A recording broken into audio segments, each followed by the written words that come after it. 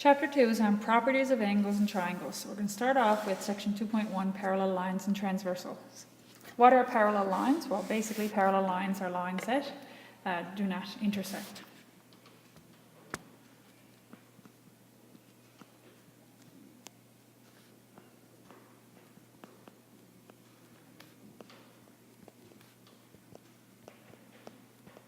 And if you think of your 1201 math, they are lines with the same slope.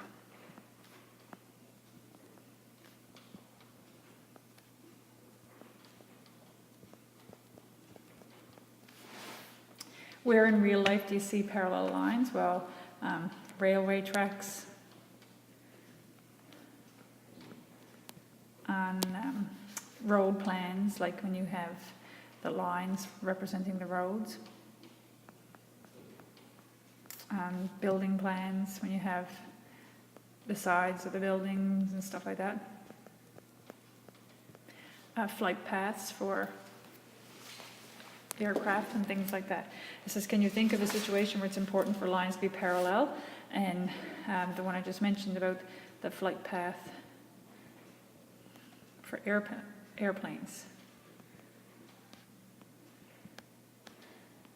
If you have two airplanes traveling at the same time, you want their flight paths to be parallel rather than ones that would intersect, obviously, because if they intersected, then you'd have a plane crash.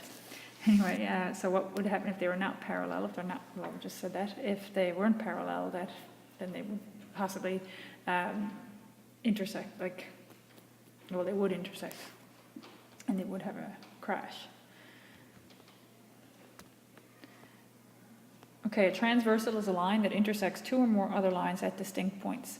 So the lines don't have to be parallel. So you can see in the first example here that the two, I don't know if it's blue on your page, but blue lines are crossed over by a red transversal.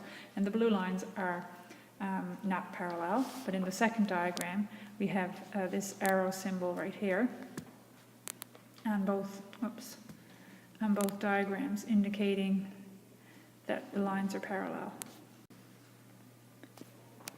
So the arrows indicate parallel lines.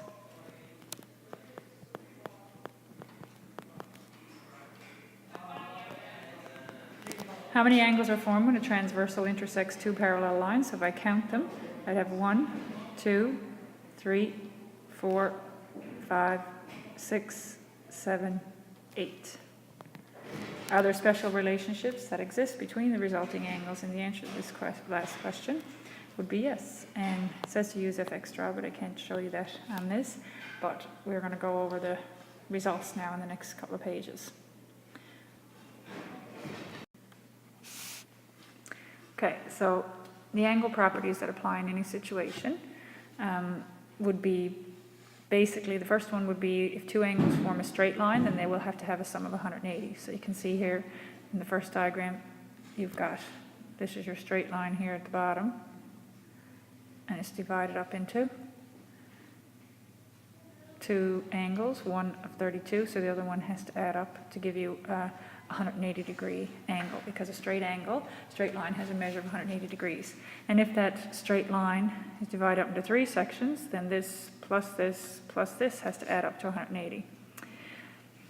The next rule or type of angle that applies in any situation would be when you have two straight lines crossing over each other, then what we call vertically opposite angles. So these are directly across from each other and would be equal if the lines that are forming them are straight lines, kind of forming an X shape. So this one here would also have to be equal to this one here. And similarly in this diagram, these two are vertically opposite each other, so they're equal. And these two are vertically opposite each other, so they're equal.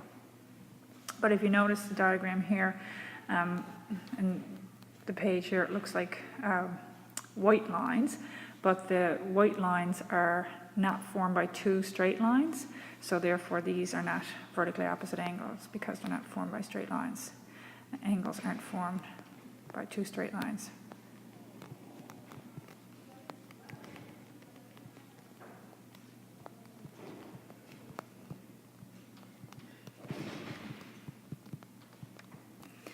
Okay, so next few properties are properties of parallel angles formed by parallel lines cut by a transversal. And the first type are called corresponding angles, And it says there they are the corners of the F, and the F doesn't have to be oriented the right way that we would write our Fs in writing, but it's just basically that F shape. I don't find that as helpful. I just basically, when I think of corresponding, I think everything kind of matches, and basically all the angles are on the same side of the transversal. Same side of the transversal.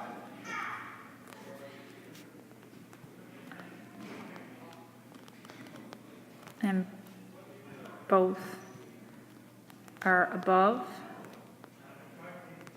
the parallel lines, or both are below the parallel lines. And that's my symbol for parallel there when I don't want to write the word parallel. That implies parallel. Okay, so you can see here that the angles marked 51 are both on the right side of the transversal. Transversal is the one that crosses over both parallel lines, and they're both located below the parallel lines. The second diagram here, they're both on the left side of the transversal and both above the parallel lines. And in the third diagram, they're both on the left side and both below the parallel lines. And on the final diagram, they're back on the right side of the transversal again, but both above the parallel lines. Next type of angles are alternate interior angles, and as the name suggests, alternate means they're on opposite sides of the transversal.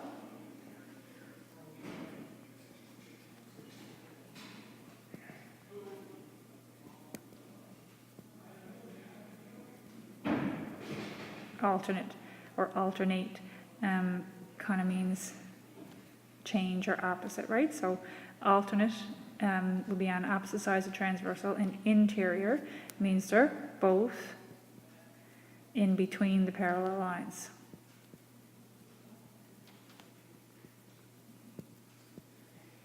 So they are the corners of the Z here. The Z shape, you can see it goes across here. And this Z shape that goes here, kind of a backward Z, but they are both on opposite sides of the transversal and inside the parallel lines. Alternate exterior are on opposite sides of the transversal, meaning if one's on the right side, the other one's on the left side of the transversal, on opposite sides of the transversal. And both are outside the parallel lines.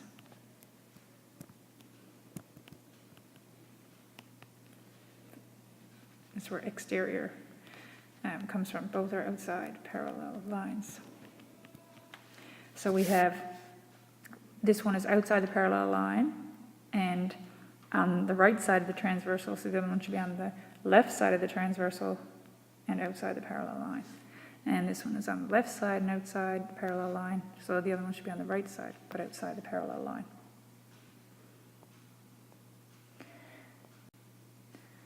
So as the name suggests for the next type, same side interior angles, they are located on the same side of the transversal.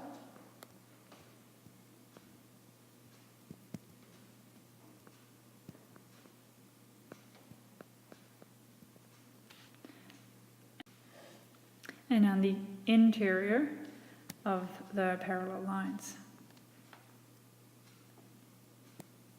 So in between the parallel lines. Now these angles aren't going to be equal in measure, and you can tell they're not equal because they don't look like one is usually obtuse and the other one is an acute angle. And obtuse means bigger than 90 degrees but less than 180, and the other one is between 0 and 90 degrees. So you'd have those ones, the relationship between same side interior angles is that they have a sum of 180 degrees.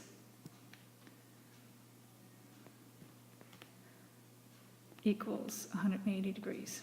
So the sum equals 180 degrees. So 58 and 122 add up to 180. And the same thing, there's two sets of same side interior angles, one on the left side of the transversal and one on the right side of the transversal.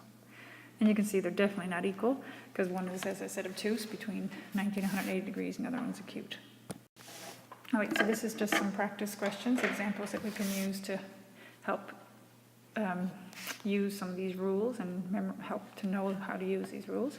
So the first one here, you just have a straight line made up of the two angles of 155 and the A, and they form a straight line here. So that means that 155 degrees plus A degrees should add up to 180 degrees, which means that your A has to be 180, take off the 155, which is going to be 25 or 25 degrees.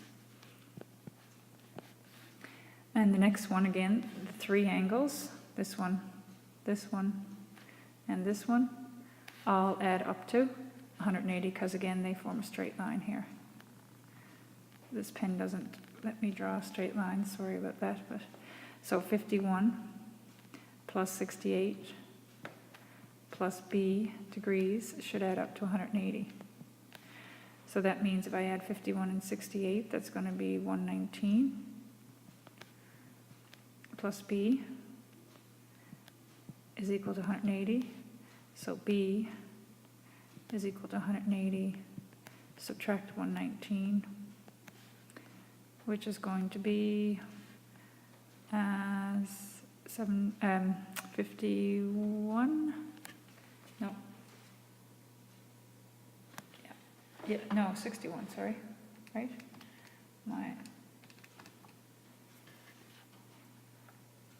So 61 degrees. B degrees is 61 degrees. And then the next one, we can use, there's a couple of properties we can use here, but right away I can see that E and 80 are vertically opposite angles. So E has to equal 80 because it's vertically opposite angle.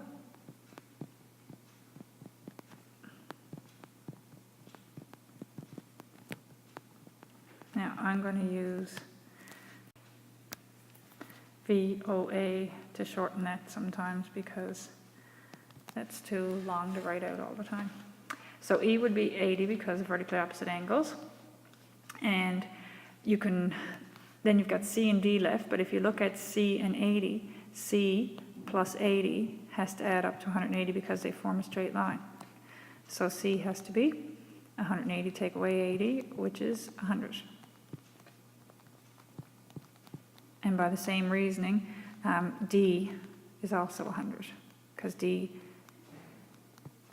and this one form, D and the 80 next to it form a straight line. Or you can do C and D are vertically opposite each other. So therefore that would be 100 as well. Question number 4. You've been given that this angle is 63 and you're told these arrows indicate that the lines are parallel. So you know that A would be equal to 63 because they're alternate interior angles. And I know that B has to be equal to 63 because it corresponds with the 63 degree angle that's given to you. Corresponding angles. Question number 5. We can say that X equals 121 because they're vertically opposite angles. And then X equals Y has to be 121 as well, because if X is 121, Y has to be 121 because they're corresponding angles. And question number 6, again, we've got a set of corresponding angles. A has to equal 124 because they're both on the same side of the transversal, both below the parallel line, so that would be corresponding angles.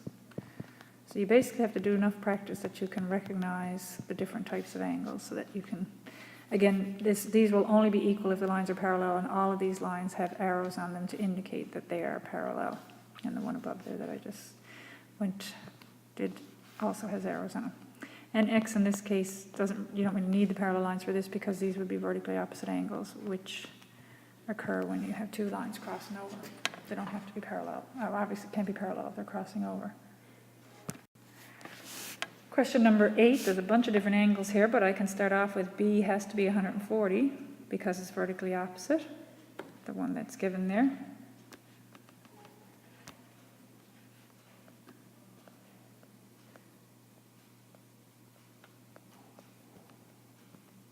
Vertically opposite angles. And therefore, if you can probably write these in as you're doing it so you can see more things. So this would be 140 here now. So then I know that E would have to be 140 because it's corresponding with B, corresponding angles. And then if E is 140, I know that F is 140 because it's vertically opposite E, so that would be 140. And I also know that if B and C form a straight line here, then C has to equal 180, take off the 140, because they have to add up to 180, B and C. So that means that C is 40 degrees. And if C is 40 degrees, then D has to be 40 degrees, because C and D are alternate interior angles in the corners of your Z. These two would have to be equal to each other. And then D has to equal G, so that means G is 40 because it's vertically opposite angles with angle D.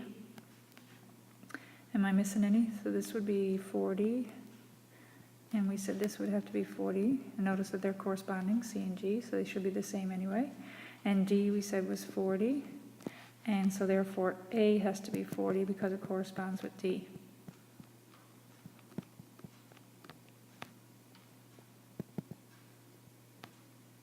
And the other reason is that A and B have to add up to 180, so either way you're going to get 40 for A. The next one here, the only ones that are vertically opposite are the 60 and B because they're formed by two straight lines, this straight line and this straight line, which when I draw them, they don't look straight anymore. But I'll just erase that because it looks too messy, but you can see what I'm talking about. They're both straight lines formed by straight lines. So angle B has to equal 60, because they're vertically opposite angles. And then I know that C, if you look at C plus 55 plus the 60-degree angle, they all form this straight line. They all go this straight line right here. So that means that they have to add up to 180, the three of those. So C 60 plus 55 is going to be 115.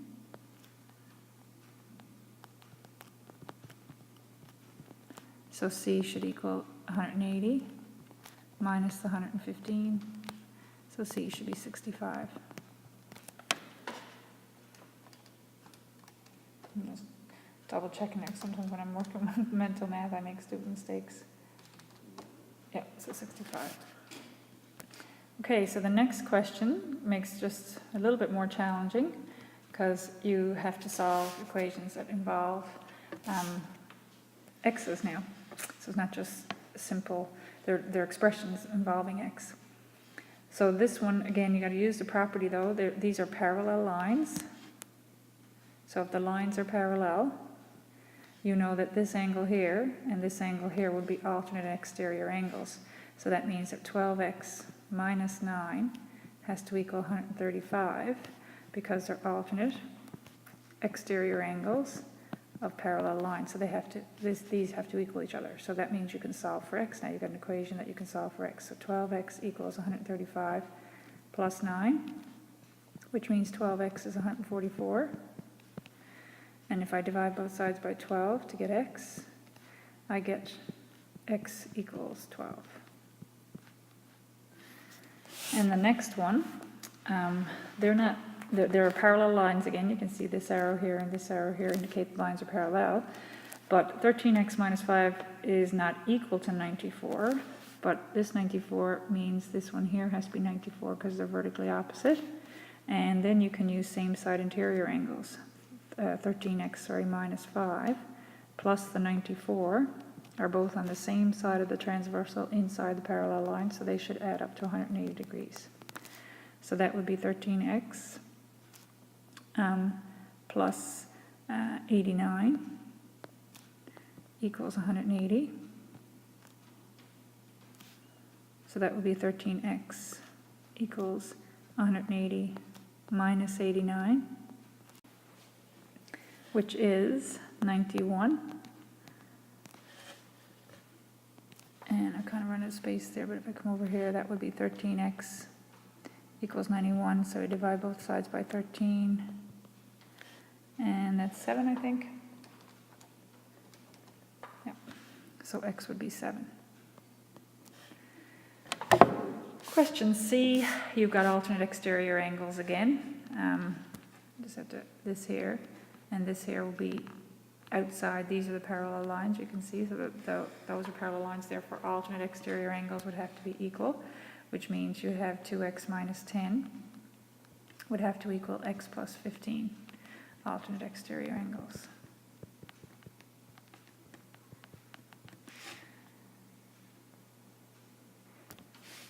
And so if I bring the x's to one side, 2x, subtract that x, bring that over to the other side, and this minus 10, I'd have to add 10 to both sides, so I'd have just a 15 left on this side now, plus 10, so that would give you x is 25.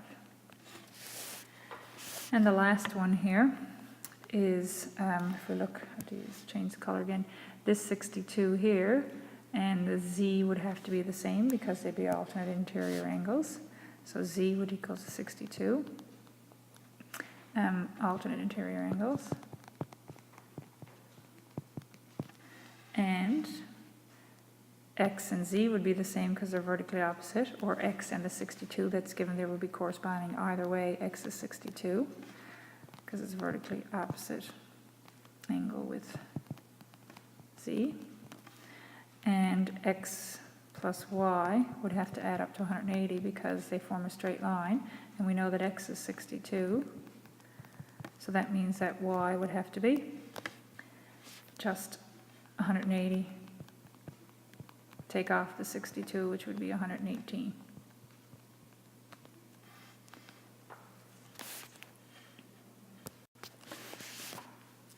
How do we know if two lines are parallel if they're not identified in the diagram? Well, if a transversal intersects two lines such that you have corresponding angles that are equal, or alternate interior angles that are equal, or alternate exterior angles that are equal, or same side interior angles that are supplementary, then the lines must be parallel.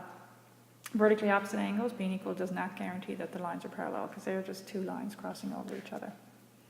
So if you look at the next example, will the two roads shown below ever intersect? And the answer to that question involves looking at the angles right here. This one, can't really read it that well, but it's 98 degrees. And that looks like a 6 there instead of a degree symbol. So 98 degrees, and this one is 96 degrees. So since the alternate interior angles, not alternate interior, corresponding, these are corresponding angles are not equal,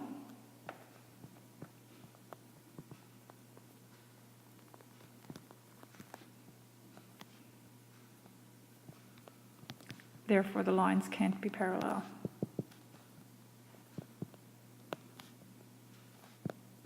Because if they were parallel, the corresponding angles would have to be equal. The next example says, are the fence posts parallel? Well, if you look at it, you do have a set of equal angles, but those angles are forming their alternate interior angles in this is the Z. So the lines that would be parallel would be these two, which are the slats of the top part of the fence here, this one and this one. Those angles being equal don't necessarily mean that the posts are equal. There's not enough information. Oops. Not enough information to determine here.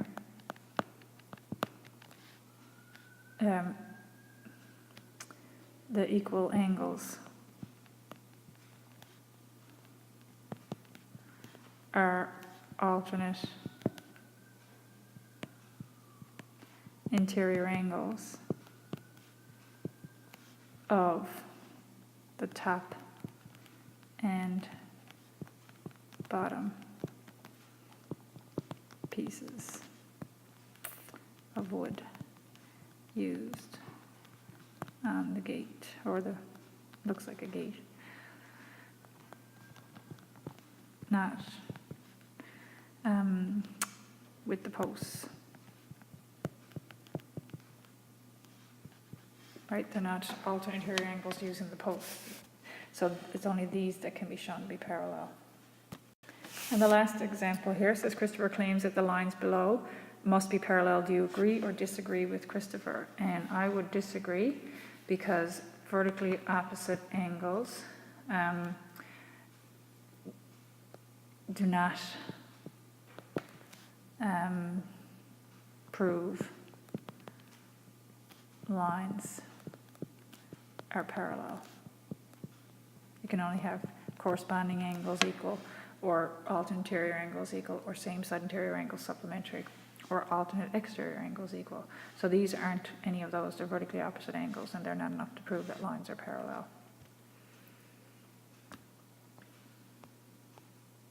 So there's some questions there for you to try now in the book to practice this. And the only way you'll get better at recognizing the different types of angles is to do some practice questions. So please do those.